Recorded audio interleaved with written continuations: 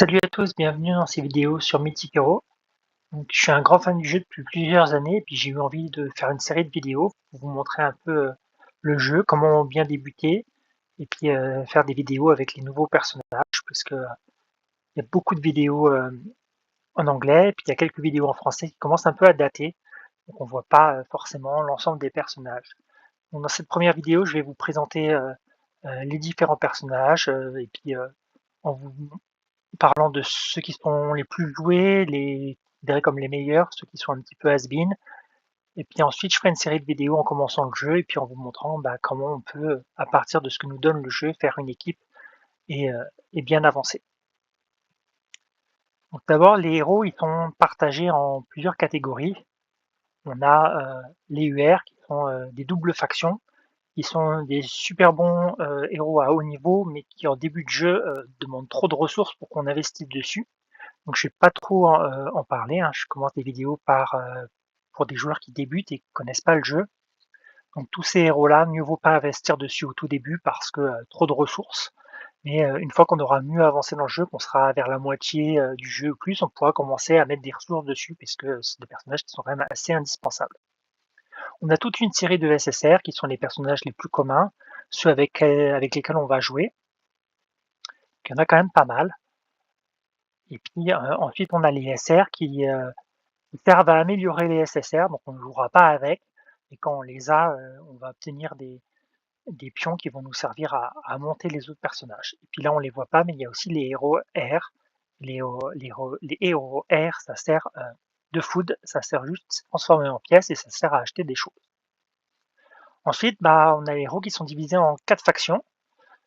Les Luminarques, les Ténébrarques, les Gardiens et les Naturarques. Donc ces factions-là, elles jouent un rôle parce qu'on obtient un bonus. Donc il y a un bonus positif des Luminarques envers les Ténébrarques. Les Ténébrarques ont un bonus s'ils combattent des gardiens. Les gardiens ont un bonus s'ils combattent les Naturarques. Et les Naturarques ont un bonus s'ils combattent les Luminarques.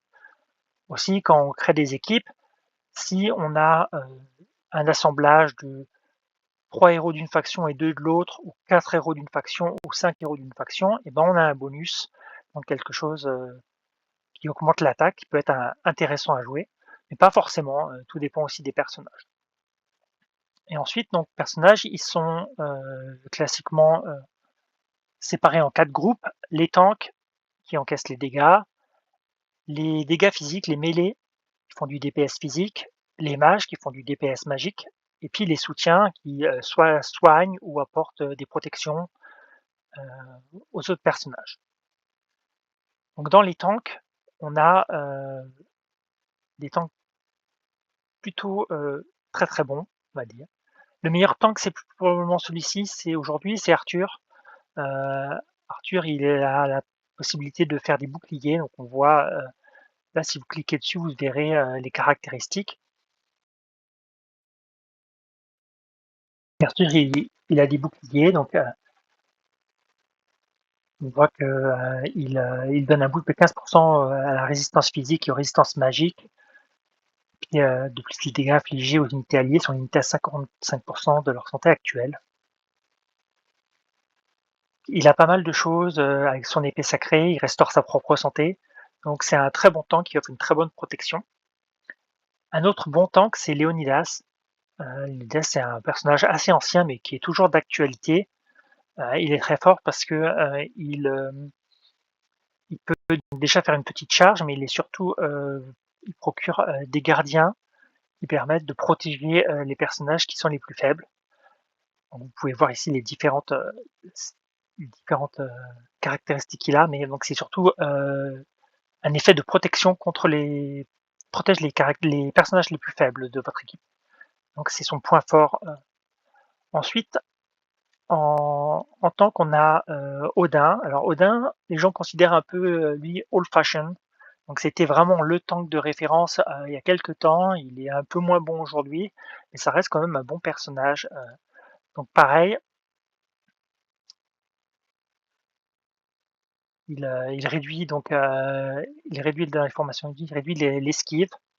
Il permet aussi de protéger les héros. Donc très très bon tank. Moi je le trouve encore un peu d'actualité, même si certains vont le trouver un petit peu plus has-been. Ensuite, dans les héros luminaires, qu'on a Thor qui est totalement dépassé, donc je vais pas venir dessus, plus personne s'en sert. Et puis on a Athéna qui est encore un peu jouée. Et Athéna, elle procure une protection sur elle-même, un peu moins sur les autres personnages de votre équipe. Donc elle a une fonction un peu limitée. Dans les autres tanks, on a Ares qui est un tank un peu DPS parce qu'il fait du cannibalisme, donc il utilise sa santé pour faire plus de dégâts, ce qui le rend un peu fragile au début de jeu, et c'est un personnage qui devient meilleur plus tard dans le jeu. Puis on a Anubis ici et Hadès, qui sont des tanks corrects, mais plus trop utilisés aujourd'hui, un peu has-been, des tanks qui se protègent eux-mêmes surtout plus que de protéger le reste de l'équipe. Ensuite, comme tank, on a Artio. Artio, c'est un bon tank de début, très très résistante quand elle prend sa forme de d'ours. Elle fait beaucoup de dégâts et puis elle est capable de résister très très très longtemps. Elle est moins jouée à haut niveau, hein. Donc vraiment à haut niveau, les gens jouent Arthur et Léonidas en tant qu'SSR. Ici, on a Poséidon qui a une compétence pour faire tourbillonner les adversaires, qui les déroute un peu. Pareil, c'est un bon tank un peu ancien, plus trop joué aujourd'hui, euh, moins, moins de focus. Donc en tank, aujourd'hui, on a vraiment, se démarque vraiment Léonidas et Arthur, deux tanks gardiens. Et puis en troisième, je mettrais quand même Odin. Il y a d'autres tanks dont j'ai pas parlé, mais plus trop joués. Maintenant, après, dans les dégâts physiques, on a dans les Luminarques Apollon. Apollon qui est mon personnage préféré de début de jeu, très résistant, il se soigne grâce à ses boucliers, il est capable d'attirer les ennemis sur des lignes de derrière, donc de les attirer à lui, donc les dégâts sont concentrés sur lui, plus il fait beaucoup de dégâts, donc tue facilement les mages. Un très bon personnage de début de jeu. Il perd son utilité aux alentours du chapitre 35-40, plus personne l'utilise. Il n'est plus à la hauteur pour un milieu de jeu, fin de jeu, mais en début de jeu, probablement mon perso préféré. À l'inverse, vous avez Artemis ici, dégâts à l'arc. Artemis, assez moyenne en début de jeu, il faut investir beaucoup, mais quand elle arrive en fin de jeu, c'est un excellent personnage, hein, probablement un des meilleurs, surtout en joueur contre joueur. Donc au début de jeu, mieux vaut pas trop investir sur elle, mais à un moment donné, il va falloir mettre des ressources. Vous voyez, moi je l'ai déjà à très haut niveau. Ensuite, le meilleur DPS du jeu, je pense, enfin ça c'est mon avis et l'avis d'autres, mais c'est Susano. Susano, c'est un personnage, si vous investissez sur lui dès le début, il vous amènera loin. Un petit peu fragile en début, mais s'il est bien couplé avec Apollon, il permet de faire beaucoup de dégâts sans trop prendre de coups. Il attaque les lignes arrière et puis il permet de cibler un ennemi en particulier. Donc vous le mettez dans la même position, il attaque l'ennemi qui est en face de lui à la même position. Ça permet de cibler les attaques. Ensuite, DPS physique Ténébrarque. Vous avez Loki qui est un personnage très très joué, petit peu moins maintenant. Je vais pas revenir dessus. Moi, je m'en sers pas. C'est pas un personnage que je trouve aujourd'hui intéressant, mais ça a été longtemps un personnage très joué. Pareil pour Méduse. Beaucoup de stratégies étaient liées à Méduse. Aujourd'hui, c'est un petit peu un personnage qui tombe à l'abandon. Vous avez par contre un personnage qui est assez nouveau et que je connais un peu moins bien, mais pour l'avoir testé un petit peu, c'est Morana. Morana, c'est un personnage très en vogue, elle fait des dégâts sur les lignes arrière et elle résiste assez bien aux dégâts, qu'un personnage qui devient de plus en plus joué et de plus en plus apprécié, personnage sur lesquels vous pouvez investir en début de jeu si vous le souhaitez. Donc c'est à peu près tout pour les Ténébrarques. Pour les Luminarques, moi je suis pas trop fan des DPS Luminarques, il y a quand même Epona. Epona qui est un personnage relativement récent aussi, qui commence un petit peu à dater, mais qui est assez récent, qui fait une très belle charge, donc renverse les ennemis, assez résistante. Donc c'est un personnage que j'aime bien, c'est probablement mon préféré des DPS gardiens.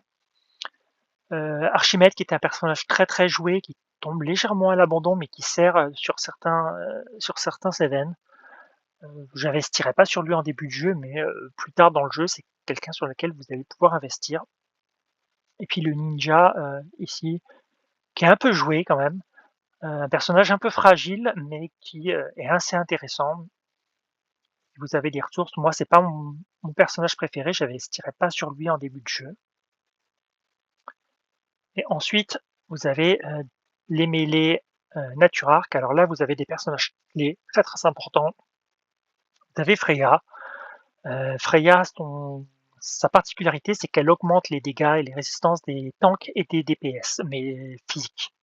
Donc, couplée à du dégât physique, elle est très forte et très jouée. C'est un personnage que vous pouvez investir dessus dès le début, elle vous servira jusqu'à la fin du jeu.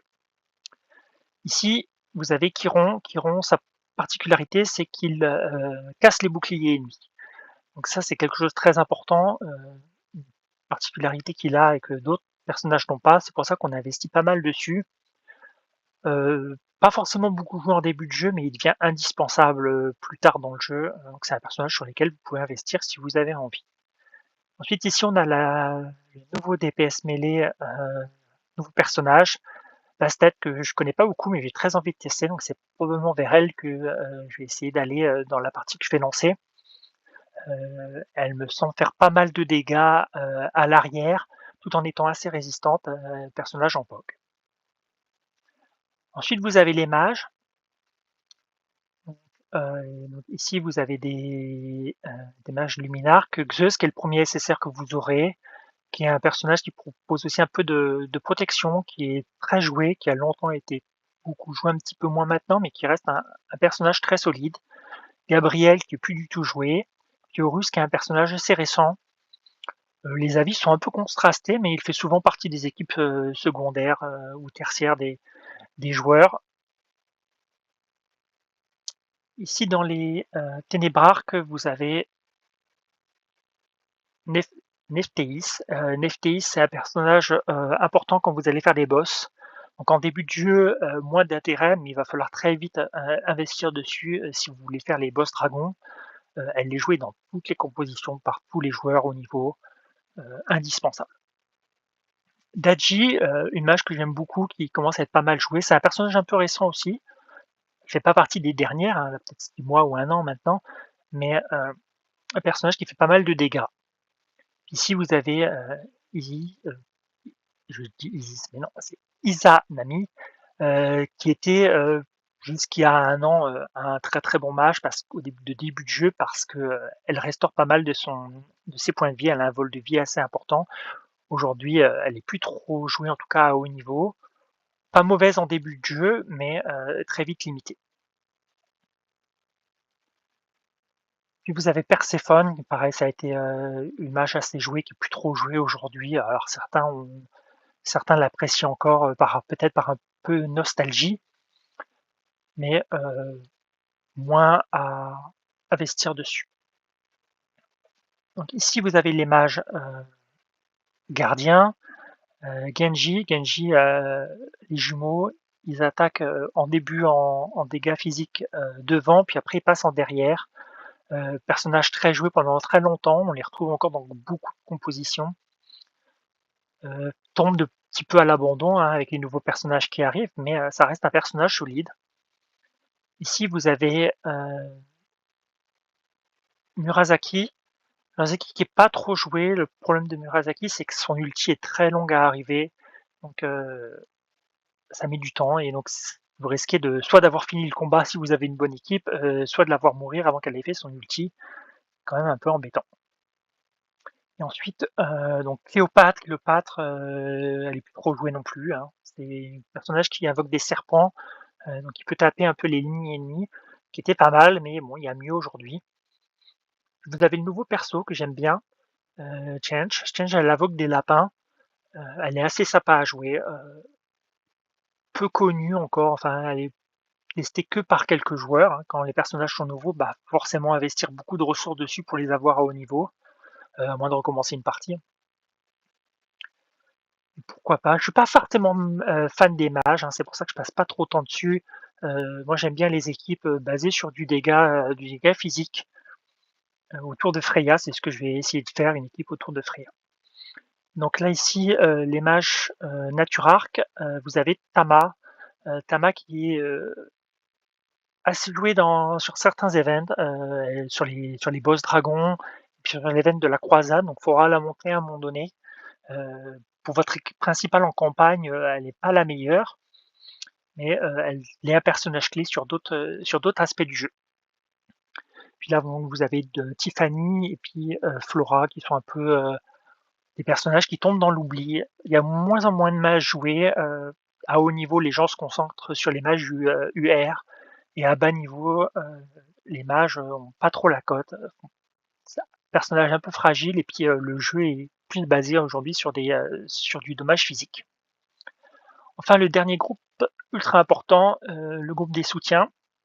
Si vous avez des soutiens Luminarch avec des personnages clés, personnage joué par tout le monde du début jusqu'à la fin, c'est la Reine de l'Ouest, personnage de soutien qui augmente les dégâts, qui est un personnage très clé, donc je vous conseille d'investir dessus. Nouveau personnage, je crois que c'est l'avant-dernière qui vient de sortir, c'est Estia. Estia, pareil, un personnage clé, euh, important d'investir dessus. Si vous avez la chance de l'avoir, n'hésitez pas. Aphrodite, qui a un personnage qui soigne au cours du temps et qui a aussi un bon bouclier, qui est un peu moins joué que les autres, hein, parce que bon, on peut investir dans tout, mais je la trouve plutôt pas mal. Vous voyez, j'ai pas trop investi dessus, mais un personnage intéressant. Et puis Dionysos, elle est bien contre les boss parce que elle envoie des malus, donc elle baisse la défense des personnages ennemis, ce qui permet de faire plus de dégâts sur les boss.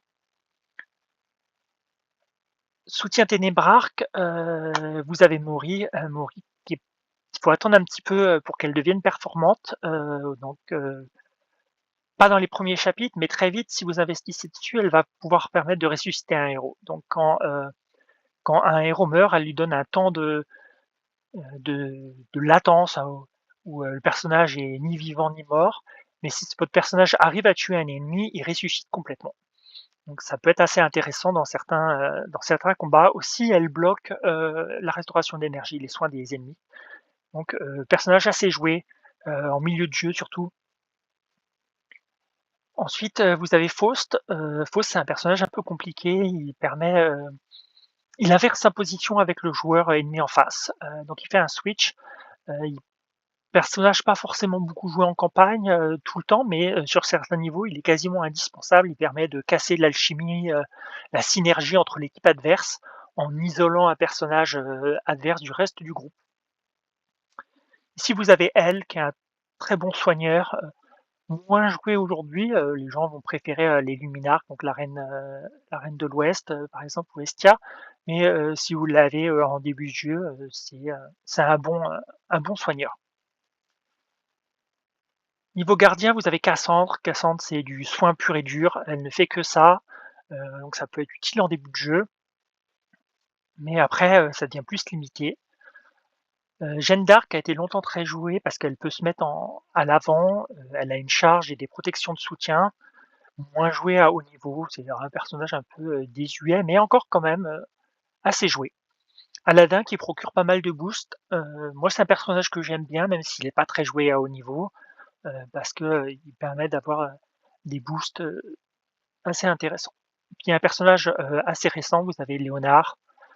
Léonard qui c'est un support à moitié d'IPS aussi parce que sa particularité c'est qu'il va bloquer un ennemi et donc il va faire son portrait et utiliser ce portrait pour combattre. Donc on est moitié soutien, moitié DPS.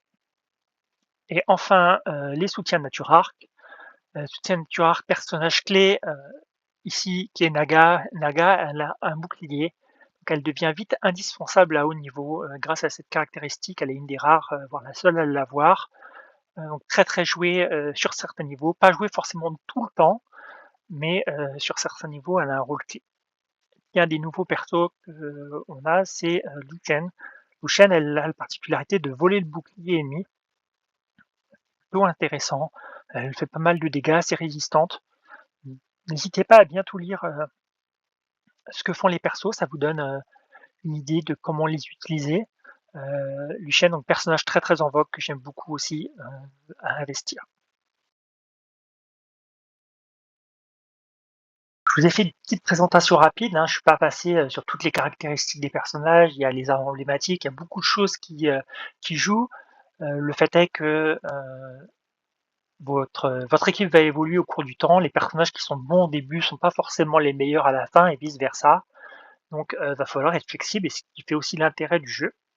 Donc là, pour vous montrer qu'est-ce qu'on peut faire un peu comme personnage, je me suis mis au mode campagne. Ne tenez pas compte de ce qui se passe ici, ça n'a aucune importance. Je vais pas faire une équipe en face pour combattre celle-ci, je vais juste faire une équipe, pour vous montrer, heu, qu'est-ce qu'est-ce que vous pouvez utiliser en début de jeu. Donc une équipe que j'aime bien, c'est une équipe qui est basée, sur Freya. Hop, hop, Freya, j'essaie de l'avoir. Hop, elle était là. Je vais cliquer à côté. Donc Freya, sa particularité, c'est qu'elle augmente, les dégâts, des tanks et les dégâts physiques, des mêlées physiques. Donc forcément, ne pas la jouer avec des mages, ça sert pas à grand chose. Elle permet pas d'obtenir, des bonus pour eux, mais plutôt, donc tank et DPS. En tank, vous avez donc, Léonidas. Alors il ressemble pas à ça, moi j'ai une petite amélioration dessus. Mais donc, Léonidas, super beau tank et puis, un personnage que j'ai pas encore monté parce qu'il est encore assez récent, mais qui va être dans ma priorité, c'est Arthur. Je vous ai parlé, Arthur, vraiment, je pense que c'est aujourd'hui le meilleur tank du jeu à l'heure actuelle. Donc, si vous avez Arthur, vous avez, une base solide. Ensuite, une fois que vous avez un tank, bah, vous faut un peu, bah, des mêlées, hein, forcément. Heu, donc, des mêlées, vous avez des mêlées plutôt ceux que j'aime, sont, Luminark. En début de jeu, je vous conseillerais Apollon. Apollon et Susano. Ça, c'est un combo qui fonctionne super bien. Et puis, ils vous font un soutien. Début de jeu, vous pouvez mettre Estia si vous l'avez ou la RDO. Donc là, par exemple, vous avez une super bonne équipe.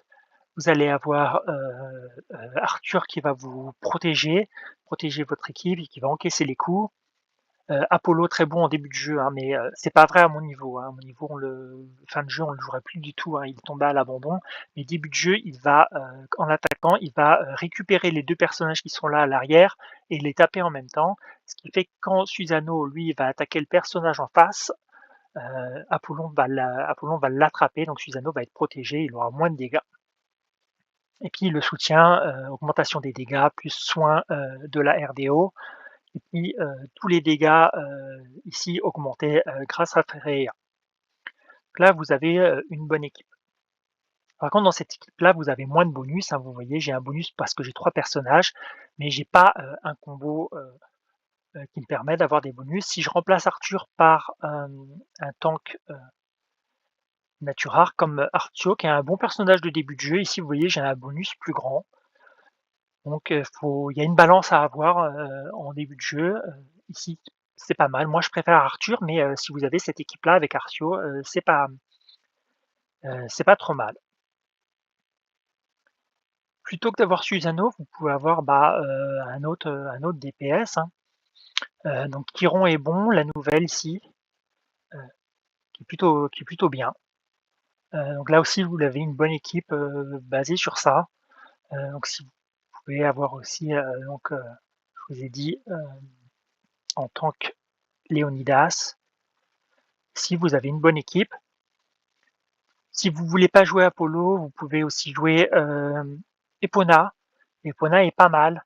Donc là pareil, ses dégâts vont être augmentés, elle va charger, à l'arrière, donc envoyer les dégâts, les personnages à l'arrière, au sol.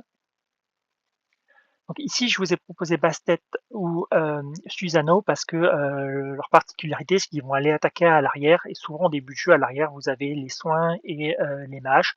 C'est pas toujours le cas plus tard, mais en début de jeu, c'est souvent le cas. Donc, d'aller taper les personnages les plus faibles, ça va aider. Donc là, ici, vous avez un bon début. Si vous voulez préférer jouer des mages, et comme soutien plutôt, vous pouvez prendre, Oui, Frey, il augmente les dégâts des mages. Donc si vous voulez une équipe avec des mages, pourquoi pas les mages et soutien. Donc Yoshen qui est pas mal, vous pouvez l'avoir, puis vous pouvez mettre un mage que j'aime bien, je vous ai dit, il y a Daji. Daji c'est un bon mage, hop, elle est là. Donc pourquoi pas faire quelque chose un peu comme ça. Alors là, ça commence à faire beaucoup de soutien en début de jeu. Vous pouvez mettre, mais vous avez une équipe ici où vous avez un tank, un mage, un soutien qui va augmenter les dégâts du mage, et puis un vol de bouclier. Vous pouvez la coupler avec quelqu'un d'autre. Vous pouvez la mettre comme ça, par exemple avec avec Ganji par exemple, hein, qui est un mage qui tient assez bien en début de jeu. Donc ça fonctionnerait en début de jeu. Vous iriez pas super loin comme ça, mais pourquoi pas. Comme je vous l'ai dit, moi je suis pas fan des équipes de mages. Je les utilise pas beaucoup vraiment. Moi, je pense qu'est le plus efficace, c'est vraiment les équipes basées sur des tanks et du DPS physique. Donc là, voilà, comme ça, là vous auriez, hop, on peut avoir une autre équipe que je vous ai pas montré avec Estia. Donc là, vous avez Estia qui vous soigne, vous protège, un bon tank, du DPS.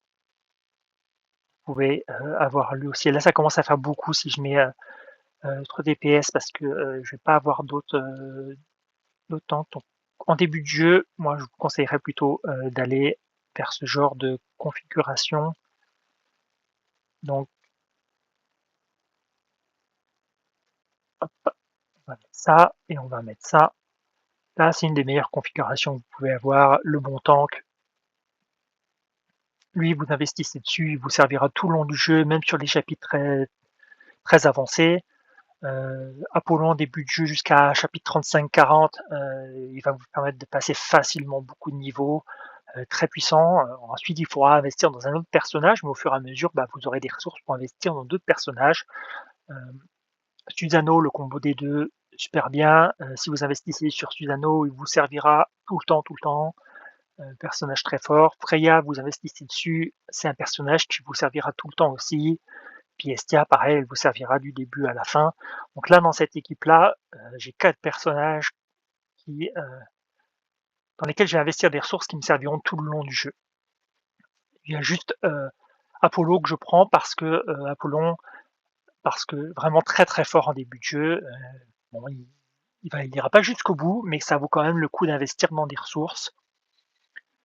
Ou si vous investissez pas dans Estia, prenez donc la RDO, la reine de l'Ouest, personnage clé dans tous les jeux. Vous pouvez aussi investir dans Chiron si vous préférez, plutôt que d'avoir Apollo, vous pouvez mettre Chiron. Chiron qui va bloquer les boucliers, hein, qui va casser les boucliers. Là pareil, vous avez une stratégie en début, il est un petit peu faible sur la ligne de front en début, mais une fois avancé, il tient bien la ligne de front. Donc voilà, donc ça c'est une possibilité. Vous pouvez là aussi avoir une possibilité. Donc protection, cassage des boucliers, attaque des unités à l'arrière, renforcement de 4 personnages, puisque Freya augmente à la fois les tanks et puis les dégâts physiques des mêlées. Donc là, vous avez une équipe solide pour commencer le jeu. Alors c'est pas exhaustif, hein, il y a des gens qui préfèrent d'autres solutions, comme ce personnage-là, Bien Hill, qui est joué aussi, mais bon, pas les préférés. Là, je vous ai donné des bases. Vous pouvez aussi mettre Morana, pourquoi pas Morana, ou investir dans un personnage que j'aime bien, qui est moins joué, il est un peu plus décrié, mais moi j'aime bien Ares. Je trouve qu'Ares fonctionne bien à côté d'un tank comme ça. C'est un tank secondaire, il fait pas mal de dégâts. Il est un peu comme Apollon, un peu versatile. Donc là, vous avez encore une équipe qui fonctionne bien. Voilà, donc, bon, si vous voulez pas mettre sur Freya, vous pouvez investir dans d'autres personnages. Euh, Personnages de soins, support, c'est important les supports, hein, faut pas hésiter. Pourquoi pas mettre Aladdin pour avoir des boosts ou Cassandre pour avoir du soin pur et dur. C'est important, surtout si vous jouez Arès dans cette combinaison-là. Je vous conseillerais d'avoir vraiment un vrai bon soigneur, soit Cassandre, soit elle qui est Ténébarque. Là, donc on a du soin pur et dur, donc plus on a de soins, sur Arès, plus Arès va pouvoir utiliser, son cannibalisme pour augmenter ses dégâts. Si vous n'avez pas du soin pur, Arès peut vite mourir parce que, bah, il va consommer, sa vie pour, faire des dégâts et donc, il est plus fragile. Donc l'alchimie, la synergie entre les personnages est vraiment importante, pas choisir des personnages, aléatoires. Donc là, vous avez encore quelque chose qui peut bien fonctionner, une possibilité, intéressante. Moi, je vais plutôt, partir sur Freya, hein, c'est vraiment un personnage que j'aime en début du jeu, c'est une valeur sûre, une équipe autour d'elle avec du mêlé, vous êtes sûr que vous allez passer, bien les niveaux. Puis au fur et à mesure du jeu, vous pouvez revoir, votre stratégie, hein, et faire évoluer les choses. Vous allez obtenir aussi des UR au fur et à mesure, donc vous allez remplacer des personnages par des UR, puis il va y avoir des nouveaux personnages qui vont arriver dans le jeu au fur et à mesure, hein, qui peuvent être assez intéressants. Donc il faudra voir, ce qui va sortir prochainement. Donc bilan, les tanks, Léonidas ou Arthur. Arès en tank DPS s'il est couplé avec quelqu'un qui soigne bien. Sinon favoriser, en début de jeu plutôt Apollon couplé avec Susano ou couplé, avec Bastet et puis Freya pour augmenter les dégâts et puis un support comme, Estia ou, la RDO. Puis là, vous êtes parés, vous allez passer, les 30 premiers chapitres assez facilement. Voilà, donc prochaine vidéo, je commencerai le jeu, du début, puis on va voir, bah, ce que le jeu va me donner au début, hein. Il y a une partie d'aléatoire, des tirages, on choisit pas qu'est-ce qu'on a, on fait avec ce qu'on a au début. Donc ça va être l'intérêt des prochaines vidéos, de voir, ce que le jeu me donne et ce que je vais pouvoir en faire.